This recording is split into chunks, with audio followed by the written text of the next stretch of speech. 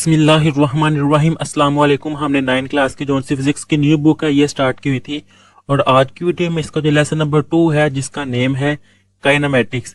अब आज की वीडियो में चैप्टर नंबर 2 जो सी है इसकी एक्सरसाइज करेंगे। इसकी एक्सरसाइज में सबसे पहले मैं बता दूं कि क्वेश्चन नंबर ए जो है मल्टीपल चॉइस क्वेश्चन ये करेंगे। फिर इसका बी वाला पार्ट जो है शॉर्ट आंसर क्वेश्चन ये सर डिस्कस करेंगे। फिर इसका जो सी वाला पार्ट है कंस्ट्रक्टेड रिस्पॉन्स क्वेश्चन ये करेंगे और इसका जो डी वाला पार्ट है कॉम्प्रिहेंसिव क्वेश्चन ये करेंगे। और इसका जो न्यूमेरिकल है उस वीडियो का लिंक आपको इसी वीडियो के नीचे डिस्क्रिप्शन में मिल जाएगा, आप वहां से जाकर देख सकते हैं। अब इसके एमसीक्यूज जो से हैं वो स्टार्ट करते हैं, जिसका फर्स्ट वाला एमसीक्यूज है the numerical ratio of displacement to distance is. इसका आंसर आएगा डी वाला equal to R less than 1। अब इससे इसका सेकेंड वाला जो से एमसीक्यूज है if a body does not change its position. अगर कोई बॉडी जो है वो अपनी पोजीशन चेंज नहीं करती with respect to some fixed point, किसी फिक्स्ड पॉइंट के हवाले से, then it will be in a state of. तो इसका आंसर आएगा ए वाला रेस्ट। जब कोई बॉडी अपनी पोजीशन चेंज ही नहीं कर रही किसी पॉइंट के लिहाज से तो वो रेस्ट में पड़ी हुई है। इसका थर्ड वाला एमसीक्यूज है अ ball is dropped from the top of a tower, कि एक जो गेंद है उसको टावर के ऊपर से फेंका गया है। The distance covered by it in the first second is. तो उसने पहले सेकंड में कितना फासला तय किया है, तो इसका आंसर आएगा ए वाला 5 मीटर। अब इससे नेक्स्ट जो है फोर्थ वाला MCQs a body accelerates from rest to a velocity of 144 kilometre per hour in 20 seconds, then the distance covered by it is. इसका आंसर आएगा बी वाला 400 मीटर। नेक्स्ट 5 वाला जो है a body is moving with constant acceleration starting from rest, कि एक body जो है वो हरकत कर रही है, मूव कर रही है, एक जैसे एक्सेलरेशन के साथ स्टार्ट हो रही है रेस्ट की हालत से। It covers a distance S in 4 second, और वो अपना फासला जो है 4 सेकंड में कवर करती है। How much time does it take to cover 1/4 of this distance, यानी कि अगर उसने फासला तय किया है 4 सेकंड में तो उसके फासले का चौथा हिस्सा जो है वो कितने सेकंड में, कितने टाइम में वो कवर करेगा, तो इसका आंसर आएगा बी वाला 2 सेकंड। अब इससे नेक्स्ट 6 वाला है the displacement time graph of 2 objects A and B are show in the figure, कि डिस्प्लेसमेंट और टाइम का जो सा ग्राफ है वो कह रहा तस्वीर में दिखाया गया है। Point out the true statement from the following, तो इनकी जो सी ट्रू स्टेटमेंट है वो बतानी है, तो इसका आंसर आएगा बी वाला the velocity of A is less than B. 7 वाला जो है the area under the speed time graph is numerical equal to. तो ये जो सी डेफिनेशन है आपकी बुक पर 44 पर ये लिखा हुआ है area under the speed time graph up to time x is numerical equal to the distance covered. तो ये देखिए इसका आंसर आएगा ये डी वाला लिखा हुआ है डिस्टेंस कवर्ड। 7 का आएगा डी वाले का आंसर। अब इससे नेक्स्ट 8 वाला जो है gradient of the speed time graph is equal to, ये भी डेफिनेशन है बुक पर पेज नंबर 43 पर। ये है gradient of speed time graph is equal to the average acceleration of the body. तो इसका आंसर जो है वो आएगा सी वाला, ये देखिए एक्सेलरेशन लिखा हुआ है। अब इससे नेक्स्ट 9 वाला gradient of distance time graph is equal to the, तो इसका आंसर आएगा पेज नंबर 41 पर डेफिनेशन है distance time graph is equal to the average speed. तो इसका आंसर यहाँ पे लिखा हुआ है ये वाला ए वाला स्पीड। अब एवरेज स्पीड जो सी है उसको वेलोसिटी भी कहा जाता है। एवरेज स्पीड जो सी है वो वेलोसिटी तब होगी जब डिस्प्लेसमेंट जो है वो डिस्टेंस के इक्वल होगा। तो अगर डिस्प्लेसमेंट डिस्टेंस के इक्वल होगा तो इसका आंसर बी वाला बन जाएगा वेलोसिटी। अब इससे नेक्स्ट 10 वाला जो है a car accelerates uniformly from 80.5 kilometre per hour at time equal है 0 के to 113 kilometre per hour at 9 second, which graph best describe the motion of the car. तो इसका आंसर आएगा बी वाला। अब इससे नेक्स्ट इसका क्वेश्चन नंबर बी स्टार्ट करते हैं जो कि है शॉर्ट क्वेश्चन। क्वेश्चन नंबर 1 है define scalar and vector quantities, कि स्केलर और वेक्टर क्वांटिटीज जो सी है इनकी डिफाइन करनी है। तो इसका आंसर आपकी बुक पर पेज नंबर 29 जो है इस पर ये है स्केलर एंड वेक्टर। फर्स्ट वाली जो सी डेफिनेशन है वो ये है कि a scalar is the physical quantity which can be describe completely by its magnitude only. ये डेफिनेशन है स्केलर की, आप मार्क कर ले। अब इसकी जो एग्जांपल्स हैं वो ये है distance, length, time, speed, energy, temperature. आप इनमें से कोई सी भी 2-3 लिख सकते हैं स्केलर की डेफिनेशन के साथ। अब वेक्टर की डेफिनेशन यहां से स्टार्ट हो रही है। A vector is that physical quantities which need magnitude as well as direction to describe it completely. ये वेक्टर की डेफिनेशन यानी कि स्केलर जो सी है वो सिर्फ मैग्नीट्यूड के लिहाज से होती है, मैग्नीट्यूड शो करती है, तो वेक्टर जो सी है वो मैग्नीट्यूड और डायरेक्शन दोनों को शो करती है। और इसकी एग्जांपल जो सी है ये है एग्जांपल इसकी displacement, velocity, acceleration, weight, force etcetera. ये था इसका आंसर क्वेश्चन नंबर 1 का। अब इससे नेक्स्ट है question number 2, give 5 examples each for scalar and vector quantities. कि स्केलर क्वांटिटीज और वेक्टर क्वांटिटीज जो सी हैं इनकी 5-5 आपने मिसालें देनी है। तो इसका आंसर आएगा इसी पेज नंबर 29 पर। ये देखें, distance, length, time, speed, energy, temperature, ये 5-6 लिखी हुई है। आप इनमें से कोई 5 कर सकते हैं। और वेक्टर जो सी है इसकी एग्जांपल्स ये हैं displacement, velocity, acceleration, weight, force. 5 examples ये हैं और ये इसका आंसर है। अब इससे नेक्स्ट जो सा है इसका question number 3, state head to tail rule for addition of vectors. कि वेक्टर्स को जो जमा किया जाता है हेड टू टेल रूल के जरिए उसकी स्टेटमेंट लिखनी है। तो इसका आंसर आएगा पेज नंबर 31 पर। यहां से to add a number of vectors, redraw their representative lines such that the head of one line coincides with the tail of the other. यहां तक मैं आपको समझाता हूँ। मिसाल के तौर पर मेरे 2 वेक्टर हैं। वो कह रहा है इस तरह आपने एक वेक्टर ड्रा किया है। आप जो दूसरा वेक्टर इसके ऊपर ड्रा करेंगे, इसमें जमा करेंगे, तो जो सेकंड वाला वेक्टर इसकी जो टेल होगी वो फर्स्ट वाले वेक्टर के हेड पर होगी। The resultant vector is given by a single vector. फिर इसका जो रिजल्टेंट वेक्टर होगा वो एक वेक्टर होगा which is directed from the tail of the first vector to the head of the last vector. फिर कह रहा है जो रिजल्टेंट वेक्टर होगा वो फर्स्ट वाले वेक्टर की टेल के साथ उसकी टेल मिलेगी और जो लास्ट वेक्टर होगा उसकी हेड के साथ उसका हेड मिलेगा। अब ये देखिए इसके हेड के साथ फर्स्ट वाले का हेड मिल रहा है। ये जो रिजल्टेंट वेक्टर है इसको आर से डिनोट किया जाता है। यहाँ तक ये है इसका हेड टू टेल रूल। अगर आप इसकी डायग्राम ड्रा करना चाहते हैं ये ड्रा कर लें। ये आपकी बुक पर नेक्स्ट पेज पर ये डायग्राम ड्रा की गई है। आप इसको भी ड्रा कर सकते हैं, चाहे ये 3 सेंटीमीटर 49 6.8 ये चाहे ना लिखिएगा, लेकिन ये V1 ये V2 और ये रिजल्टेंट वेक्टर V ये लाजमी लिखिएगा। अब इससे नेक्स्ट जो है इसका क्वेश्चन नंबर 4 है, what are distance time graph and speed time graph. कि स्पीड डिस्टेंस टाइम ग्राफ और स्पीड टाइम ग्राफ क्या है। तो इसका आंसर आपकी बुक पर पेज नंबर 38 पर यह है डिस्टेंस टाइम ग्राफ वाला पॉइंट। यहाँ पर यह definition, distance time graph show the relation between distance s and time t। के टाइम और डिस्टेंस का जोन सा आपस में रिलेशन है मूविंग बॉडी के लिहाज से, ये है डिस्टेंस टाइम ग्राफ। और पेज नंबर 41 पर ये स्पीड टाइम ग्राफ जोन सा है, यहाँ से स्टार्ट होगा, the graph between speed v versus time t, this is called speed time graph. ये है, लेकिन इनकी जो सबसे बेहतर डेफिनेशन है वो आपकी बुक का पेज नंबर 47 जोन सी है। यहाँ पर ये लिखी हुई है, a graph that show the relation between distance and time taken by a moving body is called distance time graph. और a graph that show the relation between speed and time taken by a moving body is called speed time graph. ये definition अगर आप काट लें तो ये ज्यादा बेहतर है बनिस्बत इसके। अब इससे नेक्स्ट जो है इसका क्वेश्चन नंबर 5 वो करते हैं, falling object near the earth have the same constant acceleration. कि जो चीज गिर रही है जब वो जमीन के करीब है तो उसका एक्सेलरेशन जो है कांस्टेंट वो एक जैसा होता है, सेम होता है। Does this employ that a heavier object will fall faster than a lighter object. तो फिर जब एक बड़ी चीज और एक हल्की चीज फेंकेंगे तो उनमें से तेजी से कौन गिरेगी। तो इसका आंसर आएगा no, the acceleration due to gravity is the same for all objects near the earth surface. तो इसके आंसर में आएगा नहीं, एक्सेलरेशन जो सी है ग्रेविटी की वजह से उस जमीन के करीब जो भी चीजें हैं उन सब के लिए एक जैसी होती है, रिगार्डलेस ऑफ देयर मैस, उनके मैस के अलावा।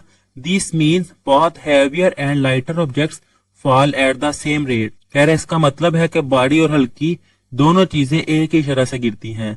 यह है इसका आंसर।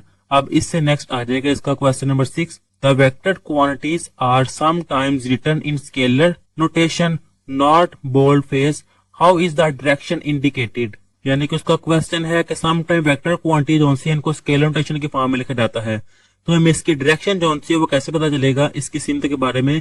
तो इसका आंसर आएगा when vector quantities are written in scalar notation, कि जब वेक्टर क्वांटिटीज को स्केलर की नोटेशन में लिखा जाता है, the direction is typically indicated by a symbol such as an arrow. आपने देखा होगा कि वेक्टर को जब शो किया जाता है तो उसके ऊपर एरो लगाया जाता है। कह रहा सम टाइम इसके ऊपर एरो लगाया जाता है, अगर एरो ना लगाया जाए और by specifying the direction in the text, तो फिर टेक्स्ट फॉर्म पे उसके साथ उसकी डायरेक्शन लिख दी जाएगी, जैसे कि वेलोसिटी टू द नॉर्थ, कि वेलोसिटी की डायरेक्शन किस तरफ है, नॉर्थ साइड पे। ये है इसका आंसर। अब इससे नेक्स्ट आ जाएगा इसका question number 7। A body is moving with uniform speed, कि एक बॉडी जो सी है वो यूनिफॉर्म स्पीड के साथ मूव कर रही है, हरकत कर रही है। Will its velocity be uniform, क्या उसकी वेलोसिटी जो सी है वो यूनिफॉर्म है। गिव रीजन, वजह बताएं। तो इसका आंसर आएगा no, the velocity will not be uniform if the direction of motion change, कि नहीं वेलोसिटी जो सी है वो यूनिफॉर्म नहीं रहती जब इसकी सिमत जो सी है वो तब्दील कर दी जाए। Velocity is a vector quantity, velocity जो सी है वो एक वेक्टर क्वांटिटी है। So both speed and direction must remain constant for velocity to be uniform. Uniform speed only means constant magnitude, not necessarily direction. ये है इसका आंसर। अब इससे नेक्स्ट आ जाएगा question number 8। Is it possible for a body to have acceleration, क्या ये possible है कि कोई जिस्म, कोई बॉडी जो सी है वो एक्सेलरेशन रखती है व्हेन मूविंग विद, जब वो हरकत कर रही हो कांस्टेंट वेलोसिटी, और सेकंड वाला है कांस्टेंट स्पीड। तो इसका आंसर देखते हैं। कांस्टेंट वेलोसिटी है नो, कांस्टेंट वेलोसिटी के लिए ऐसे है no. Acceleration is the rate of change of velocity, की एक्सेलरेशन कौन सा है वो वेलोसिटी में चेंजिंग को कहा जाता है। So if velocity is constant, अगर वेलोसिटी कांस्टेंट रहेगी देयर इज नो एक्सेलरेशन, तो एक्सेलरेशन होगा ही नहीं। फिर कांस्टेंट स्पीड, यस जी हाँ। इट इज पॉसिबल, ऐसा मुमकिन है। If the direction of motion change, जब हरकत की सिमत जो सी है वो तब्दील हो। इन सर्कुलर मोशन, सर्कल के लिहाज से। इवन विथ कांस्टेंट स्पीड, चाहे उसकी स्पीड जो सी है वो भी कांस्टेंट हो। A change in direction results in acceleration. यहां तक आएगा इसका आंसर। अब इससे नेक्स्ट इसका सी वाला part, constructed response question. First वाला है distance and displacement may or may not be equal in magnitude, के डिस्टेंस और डिस्प्लेसमेंट जो सा है उनकी मैग्नीट्यूड बराबर है या नहीं है। एक्सप्लेन दी स्टेटमेंट, इस स्टेटमेंट की वजाहत करें। तो इसका आंसर आएगा आपकी बुक और पेज नंबर 34 जो लिखा हुआ है, इस पर आप सबसे पहले ये डिस्टेंस जोन सा है इसकी डेफिनेशन लिखिएगा। इसके बाद ये जो डिस्प्लेसमेंट है इसकी डेफिनेशन लिखिएगा। वो क्यों? क्योंकि उसने क्वेश्चन में डिस्टेंस और डिस्प्लेसमेंट के बारे में बात की और साथ इसकी वजाहत का कहा है। तो अगर आप इनकी डिफाइंस लिख देंगे तो ज्यादा अच्छी बात है।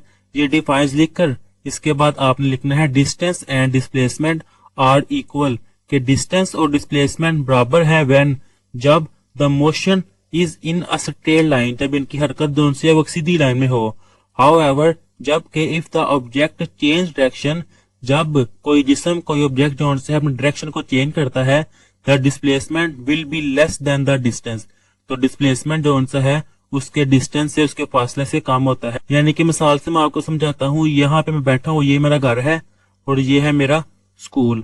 अब यहाँ से जब मैंने स्कूल जाना है, अगर मैं यहाँ से घूमता हुआ ऐसे स्कूल गया हूँ तो ये जो रास्ता मैंने यूज किया है ये है डिस्टेंस।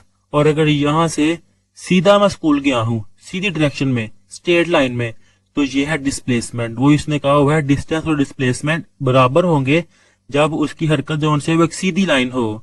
और जबकि if the object change direction, अगर ऑब्जेक्ट जो है वो डायरेक्शन चेंज करेगा यानी कि घूमता हुआ जाएगा, the displacement will be less, फिर ये जो सीधी डायरेक्शन डिस्प्लेसमेंट जो है ये छोटा होगा किससे, ये जो घूमता हो गया डिस्टेंस से। इसको डिटेल से मैं बीसी वीडियो में आगे इस तरह के और क्वेश्चन है वहां समझाऊंगा। अब इससे नेक्स्ट जोन से इसका क्वेश्चन नंबर 2 है, when a bullet is fired, कि जब गोली चलाई जाती है, its velocity with which it leaves the barrel is called the muzzle velocity of the gun. Muzzle velocity of one gun with a longer barrel is lesser than that of an other gun with a shorter barrel. In which gun is the acceleration of the bullet larger? Explain your answer.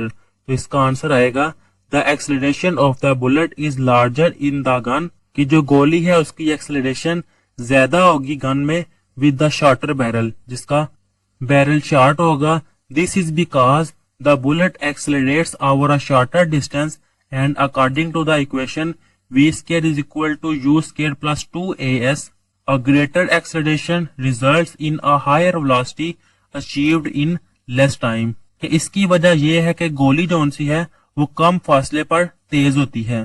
तो ये जो equation दी हुई है इसके according जब acceleration ज्यादा होगा उसका नतीजा ये आएगा कि कम वक्त में ज्यादा रफ्तार जो सी है, उसकी ज्यादा स्पीड जो सी है वो हासिल होगी। यहाँ तक आएगा इसका आंसर। अब इससे नेक्स्ट आ जाएगा question number 3। For a complete trip, के एक मुकम्मल सफर के लिए, टूर के लिए, एवरेज वेलोसिटी वाज कैलकुलेटेड, उनकी जो औसत वेलोसिटी है उसको कैलकुलेट किया गया है। Its velocity came out to be positive, तो उसकी जो कीमत है वो पॉजिटिव आई है। इज इट पॉसिबल, कैसा पॉसिबल है, that its instantaneous velocity at any time during the trip had the negative value, give justification for your answer. तो इसका आंसर जो है ये है yes, it is possible for the instantaneous velocity to be negative at certain point even if the average velocity is positive. इसके answer में आएगा जी हाँ, ऐसा पॉसिबल है कि इंस्टेंटेनियस वेलोसिटी जो सी है वो नेगेटिव हो सकती है कुछ पॉइंट पर, जबकि उसकी जो सी एवरेज वेलोसिटी है वो पॉजिटिव हो। The average velocity depends on the total displacement, average velocity जो सी है वो इन्हिसार करती है टोटल डिस्प्लेसमेंट पे। But instantaneous velocity can be negative if the object is moving in the opposite direction, लेकिन जो सी इंस्टेंटेनियस वेलोसिटी है वो नेगेटिव होगी अगर जो ऑब्जेक्ट जो सा है वो उसकी उल्ट डायरेक्शन में हरकत कर रहा हो at certain intervals during the trip. यहां तक आएगा इसका आंसर। अब इससे नेक्स्ट आ जाएगा इसका question number 4। A ball is thrown vertical upward with velocity B, कि एक गेंद है उसको बिल्कुल ऊपर की तरफ फेंका गया है v वेलोसिटी के साथ। It returns to the ground in time t, तो ग्राउंड पर वापस आने के लिए उसका टाइम जो है वो है t। Which of the following graphs correctly represent the motion, तो ये जो नीचे ग्राफ दिए हुए हैं इनमें इसकी मोशन को कौन रिप्रेजेंट सही कर रहा है, एक्सप्लेन योर रीजनिंग, और अपनी जो सी रीजन उसको एक्सप्लेन करे। तो इसका आंसर आएगा when a ball is thrown vertical upward with an initial velocity v, जब एक बॉल है उसको ऊपर की तरफ फेंका जा रहा है वेलोसिटी v के साथ, it will rise until it reach its maximum height, तो वो ज्यादा होगी जब तक वो अपनी मैक्सिमम ऊंचाई पर चला नहीं जाता। Eight which point it velocity become zero, जब वो अपनी मैक्सिमम हाइट पे चले जाएगा तो उसकी वेलोसिटी जो सी है वो जीरो हो जाएगी। And then it will fall back down the ground, और फिर वो वापस नीचे जमीन की तरफ जो सा है वो आ जाएगा। Therefore, the velocity graph should show a linear decrease from v to 0। फिर कह रहा उसकी जो सी वेलोसिटी का ग्राफ है वो लीनियर कम होता जाएगा v से 0 की तरफ, यानी कि ऊपर से फिर वो 0 की तरफ जाएगा तो वो कम होता जाएगा during the first half of the time, जब पहला हाफ टाइम होगा उसके। And then a linear increase from 0 back to v during the second half of the time, फिर वो वापस बढ़ता चला जाएगा सेकेंड हाफ टाइम पे 0 से v की तरफ। The correct graph is C, तो इसका जो सा ग्राफ है करेक्ट वो सी होगा। अब इससे नेक्स्ट आ जाएगा इसका question number 5। The figure given below shows the distance time graph for the travel of a cyclist, कह रहे ये जो फिगर दिखाई जा रही है नीचे ये शो कर रही है डिस्टेंस टाइम ग्राफ का साइकिल सवार के सफर का। Find the velocities for the segment A B C, velocity find करनी है सेगमेंट ए की, सेगमेंट बी की और सेगमेंट सी की। तो इसका आंसर आएगा for each statement the velocity is the slope of the distance time graph, कि जोन सी वेलोसिटी है ये स्लोप है डिस्टेंस टाइम ग्राफ का, यानी कि वेलोसिटी को जोन सा है वो स्लोप से वो एक्सप्लेन करेगा। सेगमेंट ए जोन सा ये फर्स्ट वाला सेगमेंट है ना ए वाला, इसकी वेलोसिटी क्या होगी, पॉजिटिव स्लोप, यानी कि वेलोसिटी को वो स्लोप कह रहा है तो कह रहा है इसका जो स्लोप है वो पॉजिटिव है। सेगमेंट बी में वो कह रहा है जीरो स्लोप, सेगमेंट बी ये है जीरो स्लोप, यानी कि कोई भी चेंजिंग नहीं आ रही, ना ऊपर की तरफ जा रहा है नीचे की तरफ आ रहा है, सीधा जा रहा, स्लोप है ही नहीं तो वो जीरो है। सेगमेंट सी में वो कह रहा है नेगेटिव स्लोप, नेगेटिव क्यों, क्योंकि अब वो ऊपर से नीचे की तरफ जा रहा है तो वो नेगेटिव स्लोप होगा। ये है इसका आंसर। अब इससे नेक्स्ट आ जाएगा इसका question number 6। Is it possible, क्या ऐसा मुमकिन है, that the velocity of an object is zero at an instant of time but its acceleration is not zero, if yes give an example of such a case. तो इसका answer आएगा yes it is possible, जी है ऐसा मुमकिन है। For example मिसाल के तौर पर a ball thrown vertical upward, कि एक गेंद को ऊपर की तरफ फेंका गया है एट द हाईएस्ट पॉइंट, तो वो टॉप पॉइंट जो सा उसका हाई पॉइंट है द वेलोसिटी जीरो, जहां पर उसकी वेलोसिटी जो सी है वो जीरो हो जाती है, but the acceleration is still 9.8 metre per second scale, लेकिन यहाँ पर इसकी जो एक्सेलरेशन है वो 9.8 ms-2 होगी downward due to gravity, gravity की वजह से। ये है इसका आंसर। अब इससे नेक्स्ट आ जाएगा इसका question number D, comprehensive question, यानी कि लॉन्ग क्वेश्चन। फर्स्ट वाला है how a vector can be represented graphically क्या वेक्टर जोन से है उसको ग्राफिकली रिप्रेजेंट किया जा सकता है? एक्सप्लेन, वजाहत करें कि वेक्टर को ग्राफिकली तौर पर कैसे दिखाया जा सकता है। एक्सप्लेन, वजाहत करें। तो इसका आंसर आएगा आपकी बुक पर पेज नंबर 30 जोन सा है, इसमें यहाँ से ये स्टार्ट होगा। A vector can be represented graphically, के वेक्टर जोन से है उनको ग्राफिकली रिप्रेजेंट किया जा सकता है by drawing a straight line, एक सीधी लाइन जोन से उसको ड्रा करके, with an arrow head at one end, तो इसका जो एक एंड है उस पर एरो लगाकर वेक्टर को शो किया जा सकता है।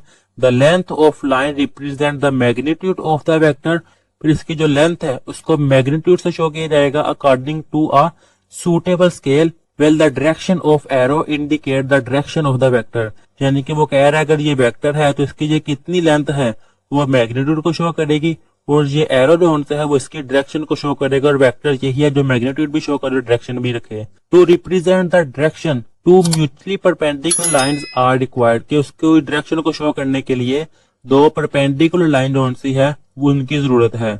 We can draw one line to represent east west, फिर एक लाइन जोन सी है वो कह रहा है ये ईस्ट वेस्ट है, and other line to represent north south direction as show in figure, ये कट कर दे। वो कह रहा है एक लाइन ये होगी और दूसरी लाइन जोन सी है वो ये होगी, फिर इसके ऊपर जोन से है वेक्टर को रिप्रेजेंट किया जाएगा। The direction of vector can be given with respect to this lines, mostly we use any two lines which are perpendicular to each other. वो कह रहा है आमतौर पर दो लाइनें जोन सी है उनसे डिनोट किया जाता है, वो जो आपस में परपेंडिकुलर होती है, परपेंडिकुलर होती है कि इनके दरमियान एंगल जोन सा है वो 90 का होता है, यानी कि एक ये लाइन है और एक ये लाइन है, इनके दरमियान एंगल 90 डिग्री का होगा। Horizontal line x x dash is called x axis, and vertical line, horizontal line ये कट कर देता है, is called x axis, and vertical line is called y axis.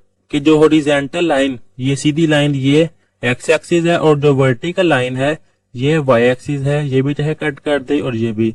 The point where this axis meet is known as origin, फिर ये दोनों लाइनें zone सी है जिस पॉइंट पे आपस में मिलती हैं, जैसे कि ये लाइन है और ये लाइन है, इस पॉइंट पे आपस में मिली है तो ये पॉइंट जोन से उसका सेंटर पॉइंट जिसको आ जाता है ओरिजिन। अब इनमें देखिए तीन डेफिनेशन भी हो गई हैं, यहाँ से लेकर हॉरिजॉन्टल लाइन को कहा जाता है एक्स एक्सिस, और वर्टिकल लाइन जोन से कहा जाता है वाई एक्सिस, और जहां पर ये आपस में मिलती है उसको कहा जाता है ओरिजिन।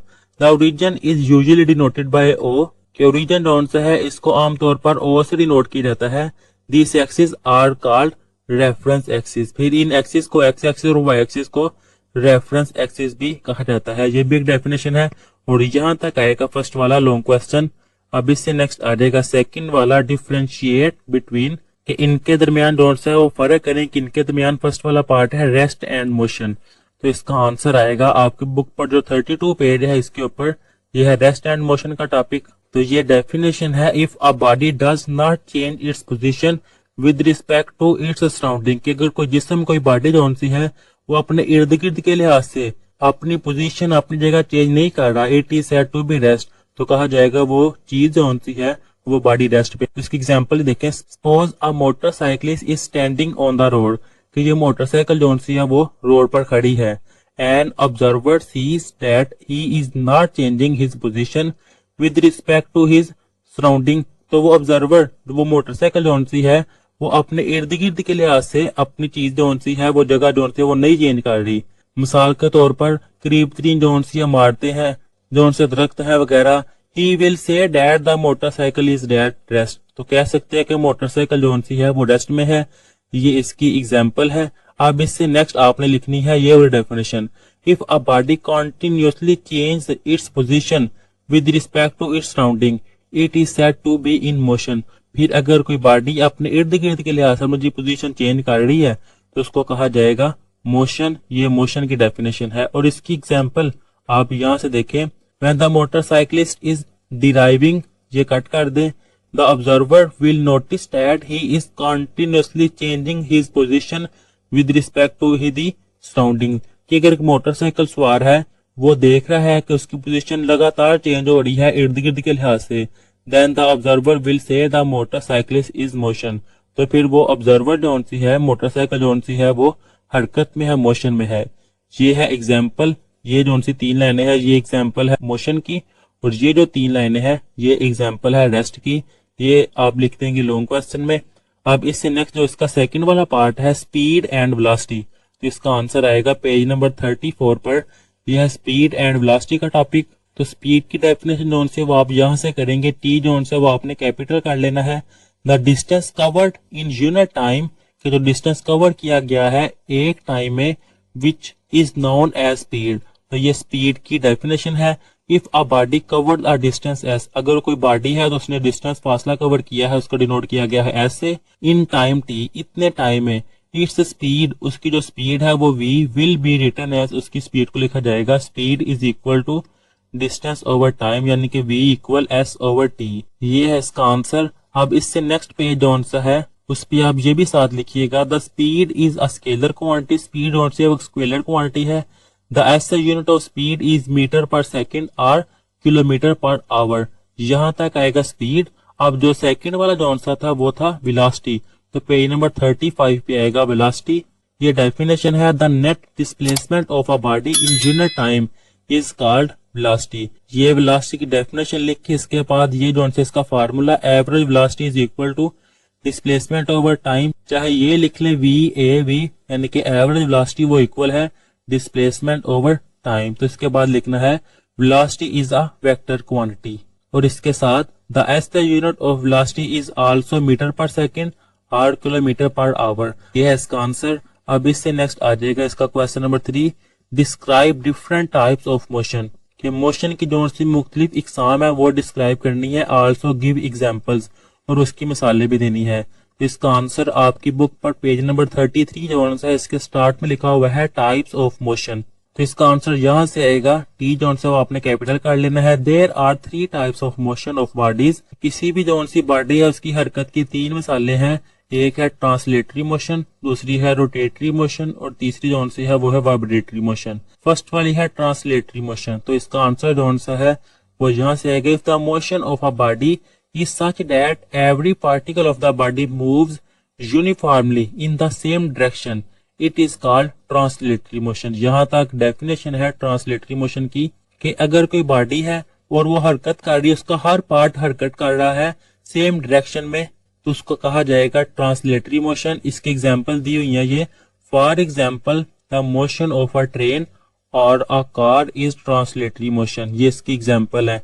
फिर इसके बाद यह translatory motion can be of 3 type, के ट्रांसलेटरी मोशन की भी 3 जोन सी है वो मिसालें हैं। फर्स्ट वाली है लीनियर मोशन, सेकंड वाली है रैंडम मोशन, और थर्ड वाली है सर्कुलर मोशन। चाहे आप लोगों को क्वेश्चन आए तो इनके बस नाम लिख दें तो काफी है, लेकिन अगर आप इनको डिफाइंस आती है आपको इनकी भी, तो आप इनकी डिफाइंस भी लिखेंगे तो ज्यादा अच्छी बात है। लीनियर मोशन में है यहाँ से, if a body moves along a straight line it is called linear motion, कि अगर कोई जिस्म है वो एक सीधी लाइन में हरकत कर रहा है तो वो है linear motion. A freely falling body is the example of linear motion. अब इससे next second random motion, if the body move along an irregular path, अगर कोई बॉडी जो सी है उसका पाथ जो सा है वो चेंज हो रहा है तो वो रैंडम मोशन की डेफिनेशन है। तो इसकी एग्जांपल में जो सी है वो आप ये लिख दीजिएगा, the motion of B is random motion. अब इससे नेक्स्ट है थर्ड वाला सर्कुलर मोशन, यहाँ से स्टार्ट होगा, the motion of a body along a circle, कि अगर कोई बॉडी हरकत कर रहा है एक सर्कल में, इज कॉल्ड सर्कुलर मोशन, तो उसकी हरकत को कहा जाएगा सर्कुलर मोशन। यहाँ तक आएगा ये डेफिनेशन। और इसके बाद इसकी जो एग्जांपल है, और इसकी example, if a ball tied to one end of a string is wild, कि आपने एक गेंद जोन से है उसको रस्सी के सिरे से बांधा हुआ है और उसको आप घुमा रहे हैं, तो उसकी जो मोशन होगी वो सर्कुलर मोशन होगी। अब सेकंड वाला जोन सा था वो था रोटेटरी मोशन। इसकी जोन सी डेफिनेशन आएगी यहाँ से, if each point of a body moves around a fixed point, कि अगर कोई बॉडी जोन सा है एक फिक्स पॉइंट के लिहाज से हरकत कर रहा है, उस बॉडी जोन से उसकी हरकत को कहा जाएगा रोटेटरी मोशन। यहाँ तक ये डेफिनेशन है। और इसकी example, for example the motion of an electric fan, के जो पंखा है वो एक पॉइंट उसका ये फिक्स्ड है और वो इसके गिर्द ही घूमता रहता है, ये रोटेटरी मोशन की एग्जाम्पल है। थर्ड वाला है vibratory motion, when a body repeats its to and fro motion about a fixed position, the motion is called vibratory motion। यानी कि अगर कोई जिस्म है वो आगे पीछे जोन से हरकत करी जा रहा है किसी फिक्स्ड पॉइंट के लिहाज से, उसको कहा जाएगा वाइब्रेटरी मोशन। मिसाल के तौर पर ये झूला है, ये आगे की तरफ जाएगा, फिर पीछे की तरफ, आगे की तरफ, पीछे की तरफ, इस फिक्स्ड पॉइंट के लिहाज से, तो ये एग्जाम्पल है वाइब्रेटरी मोशन की। The motion of a swing in a children park is vibratory motion. यहाँ तक आएगा इसका आंसर। अब इससे नेक्स्ट जो आंसर इसका क्वेश्चन नंबर 4 है, explain the difference between distance and displacement. के डिस्टेंस और डिस्प्लेसमेंट के दरमियान जो फर्क है उसकी वजाहत करें। तो इसका आंसर आएगा पेज नंबर 34 पर। यहाँ से ये डेफिनेशन है, the distance is the length of actual path of the motion. ये डेफिनेशन है डिस्टेंस की। फिर इसके बाद ये डेफिनेशन है डिस्प्लेसमेंट की। अब मैं आपको ये समझाता हूँ। पेज नंबर 34 पर ही ये डायग्राम बनी हुई है और इसके नीचे ये लिखा हुआ है, यहाँ से suppose a car travel from position A to B. मिसाल के तौर पर एक कार है, वो सफर कर रही है पोजीशन ए से पोजीशन बी की तरफ। The curve line is the actual path followed by the car. ये जो कर्व में है ना, इस पाथ को कार जो सी है वो इस पर सफर कर रही है, इसको फॉलो कर रही है। The total distance covered by the car will be equal to the length of the curve line A B. तो इस कर्व पाथ पर जब कार जो सी है पॉइंट ए से पॉइंट बी तक जाएगी, तो इससे जो फासला तय किया है उसको डिस्टेंस कहा जाएगा। अब इससे नेक्स्ट है, the displacement D is the straight line A B directed from A to B as indicated by the arrow head. फिर अगर ये कार इस पॉइंट ए से पॉइंट बी पर सीधा जाए, इस एरो की तरह इसके ऊपर सीधा जाए, इसको कहा जाएगा ये डिस्प्लेसमेंट है। The SI unit for the displacement is the same as that for distance. इसका एसआई यूनिट जो है वो सेम होगा यहाँ तक। अब यानी कि अगर आपको इसका क्वेश्चन आए तो आपने सबसे पहले डिस्टेंस की डेफिनेशन लिखनी है, फिर डिस्प्लेसमेंट की डेफिनेशन लिखनी है, बाद में आपने एक्सप्रेशन की हेडिंग देकर यहाँ से देकर यहाँ तक लिखना है और साथ ये डायग्राम। अब इससे नेक्स्ट आ जाएगा इसका question number 5, what do gradients of distance time graph and speed time graph represent, explain it by drawing diagram. कि ग्रेडियंट बताना है डिस्टेंस टाइम ग्राफ का और स्पीड टाइम ग्राफ का, एक्सप्लेन उसकी वजाहत करनी है उसके डायग्राम के लिहाज से। तो इसका आंसर आएगा पेज नंबर 41 पर, gradient of distance time graph. पहले डिस्टेंस टाइम ग्राफ जो से इसका ग्रेडियंट जो से है वो असल में स्लोप है। ये डायग्राम सही नहीं थी बनी, वो मैंने सही कर दी है। The gradient is measured of slope of a line. कि ग्रेडियंट जो से है वो मेजर करता है किसी भी लाइन के स्लोप को। Consider the distance time graph of uniform speed again, select any two values of time t1 and time t2। यानी कि ये जो हॉरिजॉन्टल लाइन है ये टाइम की है और यहाँ पर मैं 2 पॉइंट लिए हैं, एक ये उसको मैंने कहा t1 और दूसरे पॉइंट को मैंने कहा है t2। Draw two vertical dotted line at t1 and t2 on X axis. फिर t1 और t2 जो से है इसकी ये वर्टिकल लाइंस ड्रा की है, एक ये वाली और दूसरी ये वाली एक्स एक्सिस के ऊपर। अब इससे next, this line meet the graph at point P and Q। ये लाइन जो सी है मीट करेंगी पॉइंट P पर और पॉइंट Q पर। From this points draw horizontal lines to meet Y axis. फिर इन्हीं पॉइंट पर हॉरिजॉन्टल लाइन जो सी है ये ड्रा करनी है एक, और ये वाली दूसरी हॉरिजॉन्टल ड्रा करनी है जो मिल रही है वाई एक्सिस पर। और इन वाई एक्सिस पर आप नाम रख दें, Q वाले को S2 और फर्स्ट वाले जो को कह देंगे S1। आगे लिखा हुआ है at S1 and S2 respectively. Distance covered in the time. फिर डिस्टेंस जो सा है कवर किया गया है टाइम पे, इंटरवल उसका टाइम का जो सा इंटरवल है ये है t1 और ये है t2। वो ये कह दिया है t2 माइनस t1 जो कि t के इक्वल है और S2 माइनस S1 जो कि S के इक्वल है। The slope or gradient of the graph is the measure of tangent of the triangle R P Q. अब टेंजेंट की बात की है, टेंजेंट जो सा है वो इक्वल होता है परपेंडिकुलर ओवर बेस। अब परपेंडिकुलर ये ट्राइंगल है तो इसका परपेंडिकुलर ये है और इसकी बेस जो सी है वो ये है। नीचे सीधी लाइन को कहा जाता है बेस और इस तरह की लाइन को कहा जाता है परपेंडिकुलर, और ये जो लाइन है ये होती है हाइपोटेनियस। टेन थीटा होता है परपेंडिकुलर ओवर बेस। इसमें परपेंडिकुलर क्या है, ये है परपेंडिकुलर S2 माइनस S1 और बेस क्या है वो है T2 माइनस T1। ये लिखी हुई है वो मैंने यहाँ पे लिखी है और ये यहाँ पे, जो कि ये चीज जो सी है वो ये लिखी हुई है आपके सामने। अब S2 माइनस S1 वो किसके इक्वल है S के, और T2 माइनस T1 वो है T के। मैं यहाँ पे जब ये वैल्यू पुट करूंगा तो वो आ जाएगा S ओवर T जो कि इक्वल होता है V के। तो ये लिखा हुआ है gradient of the distance time graph is equal to the average speed of the body. ये है इसका आंसर। अब इसका जो सेकंड वाला था gradient of speed time graph का जो सा ग्रेडियंट है सारा बिल्कुल वैसे ही है। इसमें बस जहां जहां पर S आएगा उसकी जगह पर v आ जाएगा। और चेंज जो वेलोसिटी का है पर यूनिट टाइम, इसको कहा जाता है एक्सेलरेशन। ये आएगा इसका आंसर यहाँ से लेकर यहाँ तक और साथ ये डायग्राम। अब इससे नेक्स्ट आ जाएगा इसका question number 6। Prove that the area under speed time graph is equal to the distance covered by an object. कि साबित करें स्पीड टाइम ग्राफ के अंदर जो एरिया है वो बराबर होता है जितना उसने डिस्टेंस कवर किया है। तो इसका आंसर आएगा पेज नंबर 43 पर। यहाँ से the distance moved by an object can also be determined by using इस स्पीड टाइम ग्राफ। कि किसी भी ऑब्जेक्ट ने जितना फासला कवर किया है वो फाइंड कर सकते हैं स्पीड टाइम ग्राफ के जरिए।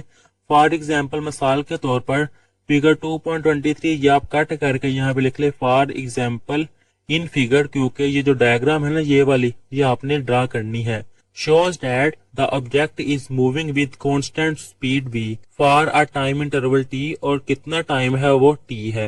The distance covered by the object as given, ये कट कर लें, इसे आगे लिखेंगे as given is v velocity multiply time t। अब इससे नेक्स्ट कौन सा है, the distance can also be found by calculating the area under the speed time graph। कि स्पीड और टाइम का जो ग्राफ है इसके अंदर जितना भी एरिया कवर हुआ है इसको हम फाइंड कर सकते हैं। The area under the graph for time interval T is the area of rectangle of side T and V. कि ये अब जो रेक्टेंगल बनी है इसकी एक साइड जो सी है वो है टी और दूसरी साइड है वी। अब रेक्टेंगल के एरिया का फार्मूला होता है लेंथ मल्टीप्लाई विड्थ। इसकी लेंथ क्या है वो है टी, तो लेंथ की जगह आएगा टी, और विड्थ इसकी चौड़ाई है वी, तो टी मल्टीप्लाई वी। ये क्या है इसका एरिया, ये लिखा हुआ है दिस एरिया इज, ये सारा डोंट से कट कर दे, this area is equal to V multiply T. वो कैसे आया है ये मैंने आपको बता दिया है। इससे नेक्स्ट दोस्त, area under speed time graph up to the time axis is numerical equal to the distance covered by the object in time T. यहाँ तक आएगा इसका आंसर। अब इससे नेक्स्ट वाला जो सा क्वेश्चन है, how equations of motion can be applied to the bodies moving under the action of gravity. तो इसका आंसर जो है पेज नंबर 44 पर यह लिखा हुआ है, 3 equations of motion are used to solve problems of motion of bodies if vi जो है is the initial velocity of the body, vf जो है वो फाइनल वेलोसिटी है किसी भी जिस्म की, t जो है वो टाइम है, s जो है वो है डिस्टेंस कवर्ड, एंड a जो है वो है एक्सेलरेशन। तो 3 जो सी इक्वेशंस है मोशन की ये है, vf is equal to vi, यहाँ पे vi आएगा प्लस at। सेकेंड वाली s is equal to vit यानी कि initial velocity multiply time plus 1/2 at का स्क्वायर, और थर्ड वाली 2as is equal to final velocity minus initial velocity. ये 3 इक्वेशन है। फिर इससे नेक्स्ट पेज नंबर 45 पे ये लिखा हुआ है यहाँ से लेकर यहाँ तक, चाहे आप यहाँ तक लिख ले, ये है इस लॉन्ग क्वेश्चन का आंसर। अब इससे नेक्स्ट आ जाएंगे इसका पार्ट नंबर ई यानी कि न्यूमेरिकल। तो इसके न्यूमेरिकल जो है वो नेक्स्ट वीडियो में करेंगे। उस वीडियो का लिंक आपको इस वीडियो के नीचे डिस्क्रिप्शन में मिल जाएगा, आप वो देख सकते हैं।